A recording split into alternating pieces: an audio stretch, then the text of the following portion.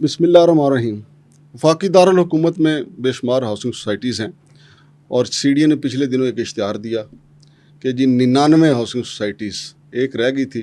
وہ اپنا نام سی ڈی اے خود ڈال لیتا تو پوری 100 ہو سکتی تھی, کیونکہ سی ڈی اے کے اپنے کئی سیکٹر جو ہیں عرصہ دراز سے نہیں بنے. لیکن ناظرین, آڈیٹر جنرل پاکستان کی نظر پڑی ہے جناح گارڈن, جس کا نام ہے federal employees cooperative housing society. اچھا ہوا کہ آڈیٹر جنرل پاکستان کی نظر جو ہے وہ جناح گارڈن پہ پڑی. جناح گارڈن جو ہے وہ صرف ایک ہاؤسنگ سوسائٹی نہیں, اس کے پیٹ میں national assembly cooperative housing society بھی اسی کے پیٹ میں غرق ہے. یہ وہ سمندر کا حصہ ہے جس کے پیٹ میں بہت کچھ چھپا ہوا ہے. ایک درخواست تو میری بھی ان کے خلاف پینڈنگ ہے کہ انہوں نے 355 کنال زمین سروسز کوآپریٹو ہاؤسنگ سوسائٹی کو دے دی. وہ درخواست ابھی ایک افسر سے دوسرے کے پاس, دوسرے سے تیسرے کے پاس, تیسرے سے پھر پہلے کے پاس, پہلے سے پھر دوسرے کے پاس چل رہی ہے. انصاف ملنے والا جو ہے, حالانکہ 355 کنال اگر زمین وہ ریکور ہو, شمشاد مانگڑ کو نہیں وہ ملنی, وہ جو متاثرین ہیں ان کو ملنی ہے. لیکن چونکہ آوے کا آوا ہی بگڑا ہوا ہے, لہٰذا اس کی انکوائری آگے نہیں چلتی. اب آڈیٹر جنرل آف پاکستان نے کہا ہے کہ یہ جو federal employees cooperative housing society ہے, سی ڈی اے کی ملی بھگت سے اس کی جو مینجمنٹ جتنی گزری ہیں مینجمنٹ, انہوں نے دونوں ہاتھوں سے لوٹا ہے. اور متاثرین اب بھی بیچارے جو ہیں ٹامک ٹوئیاں مار رہے ہیں. آڈیٹر جنرل آف پاکستان نے کیا کہا ہے اور سی ڈی اے کو جو شو کاز نوٹس جاری ہوا ہے وہ کیا ہے, میرے ساتھ موجود ہیں جناب مسعود چودھری صاحب. ان سے ہم جانتے ہیں کہ جناح گارڈن کے حوالے سے آڈیٹر جنرل آف پاکستان نے کیا فرمایا. اور میری استدعا یہ ہے کہ آڈیٹر جنرل آف پاکستان صرف جناح گارڈن نہیں, باقی ہاؤسنگ سوسائٹیوں کے معاملات کو بھی دیکھے. وہاں بھی قبرستان کا پلاٹ, اسکول کا پلاٹ, کالج کا پلاٹ اور اس کے علاوہ جتنے بھی عوام شہریوں کے لیے جو تھے وہ سارے کے سارے ہڑپ ہو چکے ہیں. لیکن پہلے آج ہم جناح گارڈن کے حوالے سے پوسٹ مارٹم کرتے ہیں. السلام علیکم. وعلیکم السلام. مانگڑ صاحب, سب سے پہلی بات تو یہ کہ آڈیٹر جنرل پاکستان کی رپورٹ جو ہے اس کے اندر جو بات ہوئی ہے, آپ نے ابھی کتنے کنال کہا کہ 355 کنال میں نے درخواست دی کہ 355 کنال زمین جب آپ کے متاثرین خود دھکے کھاتے پھرتے ہیں تو آپ مامے لگتے ہیں کہ آپ سروسز کوآپریٹو ہاؤسنگ سوسائٹی کو دے دیں, تو اس کا جواب ابھی تک نہیں مل پا رہا. ہاں, لیکن اس پہ ایک اور بات بتاتا ہوں کہ جو آڈیٹر جنرل پاکستان کی رپورٹ ہے اس کے اندر 200 کنال کی مالیت 2 ارب روپے بنا کے تو بتایا گیا ہے کہ جناب یہ انوملی ہے, سی ڈی اے نکالے. یہ سی ڈی اے کی طرف سے معاملات ہیں 200 کنال کے, جو آپ والی 350 400 وہ الگ ہے. یہ تو کمرشل ہوگی نا, یہ کمرشل ہوگی. پھر اس کے بعد اس کے علاوہ گرین بیلٹیں بیچی, مسجد کے پلاٹ بیچے, قبرستان بیچے, کیا کیا نہیں بیچا, یہ سب اس کے علاوہ ہے. ٹھیک, پھر ایک پلاٹ 1 کروڑ روپے مرلہ, 1.5 کروڑ روپے مرلہ میں بکا ہے. اور وہ پلاٹ اور وہ اسکیم جو ہے وہ 150 فٹ کی تو گرین بیلٹ ہی اندر ہو گئی. پھر کئی ایک گلیاں جو ہیں وہ کھائی گئیں. 800 کنال جو ہے وہ بنتا ہے. یہ اب 23 کنال ایکسپریس وے اسلام آباد پر, پھر 6 کنال امینٹی پلاٹ ہے, پلاٹ گلی نمبر 48 ہے, 46 ہے, جس کے اندر گھر بن گئے ایک ہی رات میں, راتوں رات چند دن میں کھائے پیے گئے, سارا کچھ ہو گیا. 6 ٹیوب ویل جو ہے وہ اس کے پلاٹ کھائے گئے. سفاری بلاک کے کمرشل پارکنگ, کورنگ ٹاؤن کا قبرستان, پھر اس کے بعد گلی نمبر 39 کا, پھر فٹ بال گراؤنڈ کی جو ہے وہ ترتیب ہضم, یعنی بکرے تھے چھترے ہضم شریف سب. اچھا, میں ایک بات کرتا ہوں, 1990 سے چھوڑیں, مطلب اس کا جو این او سی, فرسٹ این او سی جو سی ڈی اے کہتا ہے, وہ کہتا ہے کہ 9/4/2011 کو پہلی اجازت اس کو ملی ہے.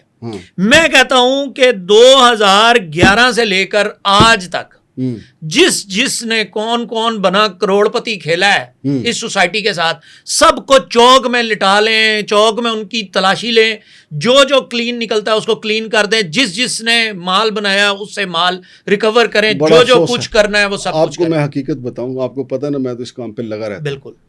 سپریم کورٹ میں یہ معاملہ گیا, ایف آئی اے نے تحقیقات کی تھی, ایف آئی اے نے رپورٹ مرتب کی تھی. ایف آئی اے نے جا کے یہ نہیں کہا کہ یہ لینڈ گریبر ہے, اس نے ہیرا پھیری کی ہے, اس نے اتنے ارب بنایا, اس نے اتنے ارب بنایا. ایف آئی اے نے پتہ کیا سپریم کورٹ سے کہا کہ جناب جو اس کا مین بینیفیشری لینڈ گریبر ہے، ہماری جان کو اس سے خطرہ ہے، ہمیں پناہ دی جائے. واہ. تو جہاں ادارے پناہ مانگیں گے تو عوام کو خاک ملے گا وہاں پہ. جہاں ادارے پناہ مانگ رہے ہیں، کیا ریاست کمزور ہے؟ کیا ریاست مذاق ہے؟ کیا لینڈ گریبرز کے سامنے اتنے ہی بے بس ہیں؟ اب ایک اور بات آپ کو بتاتا ہوں. یہ تو ساری بات جو بے بسی اور یہ جو رونا، ہم دیکھیں اذان دے سکتے ہیں، وہ آپ والی بات بہت اچھی ہے کہ ہم اذان دیتے ہیں اور ہم اذان دیتے رہیں گے. ہم اذان دیتے آئے ہیں اور آئندہ بھی دیتے رہیں گے. ہماری اذان دینے میں عوام. ان کا ایک سیکٹری تھا عطا جی، وہ بیرون ملک گیا، پتہ نہیں اس کو جگر کا کینسر تھا، وہیں امریکہ میں اس کی ڈیتھ ہوئی. مجھے نہیں پتا اللہ کے ہاں اس کے کیا معاملات ہیں. اس کے دور میں لوٹ مچی، یعنی عوام کا حق مارا گیا. اور کرنل نظر جو ہے اس کا ان کا پارٹنرشپ تھی نا، گاٹھ جوڑ تھا، اور ایک مین پلیئر ہے یہاں کا، اس کی سرپرستی تھی، پیچھے ساری موسیقی اس کی تھی. ٹھیک ہے، اس دور میں سب سے زیادہ جو ہے مار دھاڑ ہوئی. لیکن ادارے بے بس سے، وہ کہتے ہیں ہمیں بچایا جائے. ہاں، بچایا جائے کی بات سے آگے بڑھتے ہیں. اب یہ جو سٹوریز ہو رہی ہیں، بار بار آڈیٹر جنرل کی رپورٹ بھی آئی، دیگر چیزیں بھی آئیں، سرفیس پہ ہو رہی تھی. اب اس کا سی ڈی اے نے حل کیا نکالا؟ سوال ہے نا، بڑا اچھا سوال ہے. سی ڈی اے نے ایک شو کاز نوٹس جاری کیا ہے سوسائٹی انتظامیہ کو. تازہ ترین آپ کو بریکنگ نیوز دے رہا ہوں، خبر دے رہا ہوں. Show cause notice for illegal conversion of public amenity plots. وہی بات جو ہم بار بار کر رہے ہیں کہ public amenity transferred in the name of C D A in Jinnah garden phase 1 housing scheme zone 5 Islamabad, sponsored by M S federal employees cooperative housing society. اور اس کے اندر 28 نام، ایڈریس لسٹ پوری ساری. اس کے اندر پارک ہیں، اس کے اندر گراؤنڈز ہیں، اس کے اندر پبلک ایریاز ہیں، اس کے اندر سب کچھ ہے. اس کے اندر 3 مساجد کے پلاٹ ہیں، جو امینٹیز کے 3 مساجد کے پلاٹ ہیں. پھر اس کے بعد اس کے اندر کمیونٹی سینٹر کا پلاٹ ہے جو کھا گئے ہیں، کئی اسکولوں کے پلاٹ ہیں. دیکھیں ریزیڈینشل بنا کے آپ نے بھیج دیا، بینس کھا لیے. تو ان کو چاہیے نا وہاں باہر لکھ کے لگائیں نا، اس شعر میں تھوڑی ترمیم کر دینا، مسجد کھا جا مندر کھا جا جو کچھ کھانا. ہاں جی. ہاں، تو اس تو بعد جناب کیونکہ تانوں کیڑا کسی نے پوچھنا ہے نہ پوچھ ہی کوئی نہیں سکتا. یہ شو کاز نوٹس ہے، 2 مرتبہ اس کا جواب نہیں دیا گیا. تیسری مرتبہ انہوں نے ایک لسٹ بنا کے بھیج دی کہ جی ہم جو ہیں وہ اس کا جواب دیں گے. اب اس وقت کرنٹ سچویشن یہ ہے کہ جو موجودہ انتظامیہ ہے وہ چاہتی ہے کہ ہمیں ایکسٹینشن مل جائے، اور جو سیکٹری کوآپریٹو ہیں وہ مان نہیں رہے. اس کے اوپر وہ اب عدالت گئے ہوئے ہیں. ایک لمبی کہانی ہے جس کا مسلسل فالو اپ ہے. لیکن میں کسی کے نہ حق میں ہوں نہ خلاف ہوں. میری ایک ہی بات ہے کہ سب کو کٹہرے میں لائیں، سب کی تلاشی لیں، سب کا حساب لیں، اور سب سے جس نے عوام کو لوٹا ہے اس سے حساب لیں. امینٹیز کا پلاٹ، امینٹیز یعنی مسجد حق ہے، اسکول بچوں کا حق ہے، پلاٹ کھیل کا گراؤنڈ بچوں کا حق ہے، وہ ان کو ملنا چاہیے. وہ تو سی ڈی اے نے اپنے فٹ بال گراؤنڈ پہ قبضہ کروا دیا ہے آئی-8 مرکز میں. وہ سی ڈی اے نے تو ہول سیل لگا دی ہے. آؤ اور ہم سے بات کرو بھائی. ماسٹر پلان کے مطابق 8 ایکڑ کا فٹ بال گراؤنڈ جس کا سی ڈی اے نے اپنی نگرانی میں قبضہ کروایا ہے. واہ. اور ان کے جو اسپورٹس اینڈ کلچر کے ڈائریکٹر ہیں ملک عطا صاحب، اور مجھے تو آج پتا چلا کہ انہوں نے قبضہ کروایا. واہ. اور اسے کہتے ہیں کہ جی چیئرمین سی ڈی اے کے پاؤں دبا کے سوتا ہے. چیئرمین سی ڈی اے صاحب کے پاؤں. آپ کی ادھر سے سٹوری ساری مکمل، آپ نے ساری معلومات دے دی. اب اس شو کاز میں کیا پوچھا گیا؟